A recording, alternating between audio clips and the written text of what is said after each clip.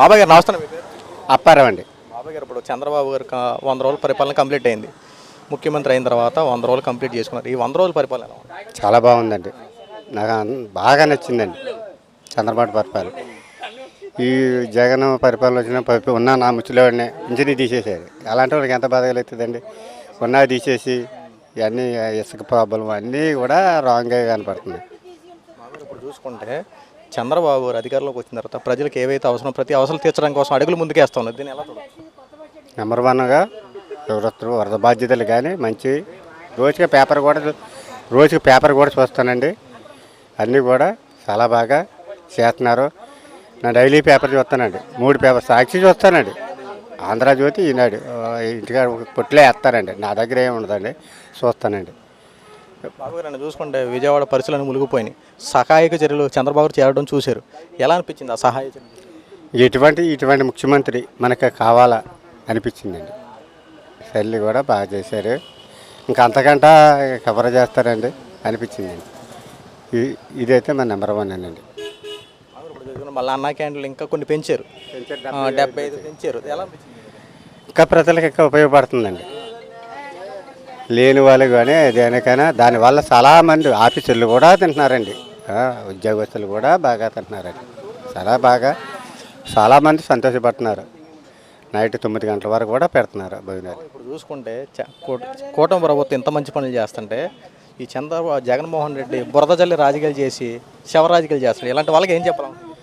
అలాంటి వాళ్ళకి బుద్ధి చెప్పాలని చాలా ఉన్నాయండి. అలాంటి వాళ్ళకి ఇంకా అసలు క్షమించకూడదండి. వాళ్ళ పార్టీ పోలే తెలుగుదేశం పార్టీలోకి మొత్తం జంప్ అయిపోయినారు. ఆ జగన్ ప్రతిది అంతా తెలిసిపోయింది. తెలిసిపోయి ఇరతపుట్టేసింది జనానికి. ఎలుగులేనే చాలామంది తెలుగుదేశంలోకి వచ్చేసారండి. ఇప్పుడు మన ఏలూరు ఎమ్మెల్యే గారి పరిపాలన ఎలా ఉంది? చాలా నెంబర్ 1 అండి. కార్యకర్తలు పనిచేస్తాడని. ఆ పాత ఎమ్మెల్యేలే కాదండి. ఇక్కడే ఉంటాడు ఎప్పుడూ. విదేశాలకు వెళ్ళే లేబర్ మనిషి. దాని మంది మీద నిన్న మీటింగ్ కూడా అయ్యిందండి. ఇప్పుడు రేపు నెల నుండి ముందు రేట్లు కూడా తగ్గబోతూ ఉన్నాయి. 180 రూపాయలకు రాబోతూ ఉంది. ఎలా అనిపిస్తుంది మీకు? చాలా సంతోషమైన సాయుడు బూతులందరూ ఇంకా సంతోషపడతారండి. వచ్చే డబ్బు అంతా మీరు కష్టపడే రూపాయి అంతా ముందుకు వెళ్ళిపోతుంది. ఇప్పుడు అలా కాకుండా కొద్దిగా రేట్లు తగ్గబోతా ఉన్నాయి. దీని గురించి బాగా సంతోషపడుతున్నారండి. ఒక 50 పెట్టినా బాధపడుకోకుండా అన్నీ సక్రమంగా ఉంది. ఇది మంచిదే. పేపర్ కూడా చూశానండి. అక్టోబర్ 1 నుంచి రిలీజ్ చేస్తానన్నారు. థ్యాంక్స్. పవన్ కళ్యాణ్ కోపాన్ని చాలామంది కొద్దిగా చూసుంటారు, కానీ ఈ రోజున విశ్వరూపం చూపించాడు పవన్ కళ్యాణ్ గారు. ఎందుకంటే హిందూ సాంప్రదాయం జోలికి ఎవడైనా వస్తే తొక్కుపట్టి నార తీస్తానని చెప్పి స్ట్రాంగ్ కౌంటర్ ఇచ్చారు. అవసరమైతే నా ప్రాణాలు ఎవడైనా కోసం అయినా సిద్ధం, హిందూ సాంప్రదాయాన్ని మంట గలిపేలా ఎవడైనా దుస్సాహసాలుగా చర్యలుగా పాటుపడితే వాడంతు చూస్తా, అవసరమైతే నా ప్రాణాలు ఎవడైనాకైనా వెనకాడను, అంతవరకు వెళ్తానని చెప్పి పవన్ కళ్యాణ్ గారు స్ట్రాంగ్ వార్నింగ్ ఇచ్చారు. ముఖ్యంగా కనీసం ప్రకాష్ రాజ్ గారు ఇండస్ట్రీలో అతనికంటూ మంచి పేరు ఉంది. ప్రకాష్ రాజ్ గారు ఈరోజు మాట్లాడిన మాటలకి సిగ్గేస్తుంది. ఎందుకంటే అసలు ఏం మాట్లాడుతూ ఉన్నారో ఏంటి, హిందూ సాంప్రదాయాన్ని పెద్ద ఇష్యూ చేస్తున్నారా?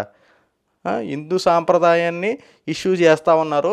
ఆ తిరుపతి లడ్డు విషయంలో ఎటువంటి తప్పుదాలు జరగలేదు, ఎందుకు అది పెద్ద ఇష్యూ చేస్తున్నారు? అది చాలా గోప్యంగా ఉంచాల్సిన విషయాన్ని ఎందుకు ఇలాగా అందరికి బహిర్గతంగా చేస్తున్నారు? దీనివల్ల హిందువులు హట్ అయ్యే ప్రమాదం ఉందని చెప్పి మాట్లాడుతున్నారు. అంటే ఇప్పుడు దాంట్లో ఏదైనా విషయం ఉంటుంది, ఆ విషయం తినేస్తే అనేక మంది చచ్చిపోతారుగా. అప్పుడు కూడా తినండి చచ్చిపోండి పర్లేదు అంటారా ప్రకాష్ రాజ్ గారు? అసలు ఏం మాట్లాడుతున్నారండి మీరు?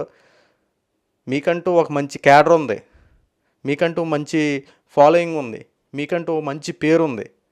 ఆ పేరుని ఎందుకు మంట కలుపుకునే చేస్తారు? మళ్ళీ వచ్చిన తర్వాత ఇట్లన్నిటికి వివరణిస్తారా?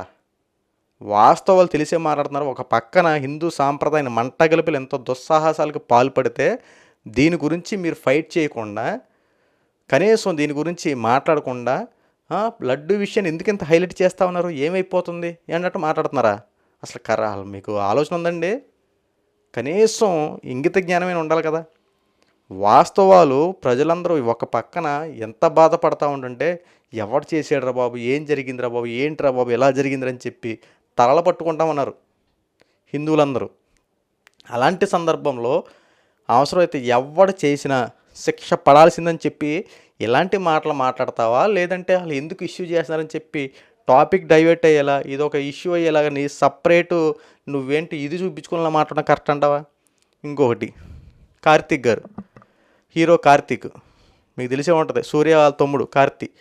అతను ఏం చేశాడు, ఇష్యూ ఎందుకు ఇలా చేస్తామన్నారు, కరెక్ట్ కాదు కదా, దీన్ని అన్నీ గోప్యంగా ఉంచాలి సార్, కరెక్ట్ కాదు, హిందూ సాంప్రదాయం మంటగలిపేలా ఇలా చేయడం మనకి బయట పెట్టడం కరెక్ట్ కాదని చెప్పి హీరో కార్తీక్ మాట్లాడుతున్నాడు. మళ్ళీ వెంటనే క్షమాపణ చెప్పడం అవసరం. ఇవన్నీ మీకు సాధ్యమైతే ఈ సమస్య పట్ల మీరు పోరాడండి. ఎంత తప్పు చేసిన వాడిని ఖచ్చితంగా శిక్షించేలా మీరు మాట్లాడండి. చేతనైతే మాట్లాడండి, అంతేగాని దీని గురించి లేనిది పోయినది ఉన్నది లేనట్టు లేనిది ఉన్నట్టు క్రియేట్ చేసి జగన్మోహన్ రెడ్డిని హైలైట్ చేయడం కోసం లేదంటే ఇంకెవరిని హైలైట్ చేయడం కోసం అసలు ఇది ఏం జరగలేదని చెప్పి టాపిక్ డైవర్ట్ చేయడం కోసం రాజకీయాలు చేయమాకండి. ఎందుకంటే ఇది పక్కాగా ఎవిడెన్స్ ఉంది, ఒక ల్యాబ్ రిపోర్ట్ ఉంది, ఆ ల్యాబ్ రిపోర్ట్లో పక్కాగా మెన్షన్ అయి ఉంది. చేప నూనె కలిపారని చెప్పి, పంది మాంసం కలిసిందని చెప్పి, గుడ్డు మాంసం కలిసిందని చెప్పి పక్కాగా ఆధారాలు ఉన్నాయి. ఇంకా అరెస్ట్ ఎందుకు చేయలేదు, ఇంకా ఏం చేయలేదు, ఇంకా ఏంటని చెప్పి చాలామంది దీనికి సెటైర్లు కూడా వేయచ్చు. ఇంకా ఎంక్వైరీ జరుగుతుంది, దీంట్లో ఇంకా అనేకమైన వాస్తవాలు తెలుసుకోవాల్సి ఉన్నాయి. ఎప్పటి నుండి జరుగుతూ ఉంది, ఎన్ని సంవత్సరాలు, కనీసం కొంతమంది పబ్లిక్ బైట్స్ మీరు చూస్తూ ఉంటే దాంట్లో కూడా ఉంది. చాలామంది తిరుమల వెళ్ళిన భక్తులు కూడా ఈ రోజున పబ్లిక్ బైట్స్లో ఇట్లో యూట్యూబ్ ఛానల్లో మాట్లాడుతూ ఉన్నారు. వాళ్ళందరూ చెప్పేది ఒకటే, ఖచ్చితంగా దీంట్లో కల్తీ జరిగింది. లడ్డు సైజులు మారిపోయినాయి, దాని కలర్ మారిపోయింది, దాని ఆకారం మారిపోయింది, సరిగ్గా భోజన వసతులు లేవు, ఇష్టానుసారంగా చేస్తూ ఉన్నారు. అధికారంలో ఉన్నప్పుడు ఒకలాగా మాటలు ఇచ్చేటప్పుడు వాగ్దానం చేసేయడం, అధికారంలోకి వచ్చిన తర్వాత మేమేదో ఉద్ధరించేసేలాగా మాటలు చెప్పడం, ఇవన్నీ రకరకాలైన బయటకు వస్తూ ఉన్నాయి.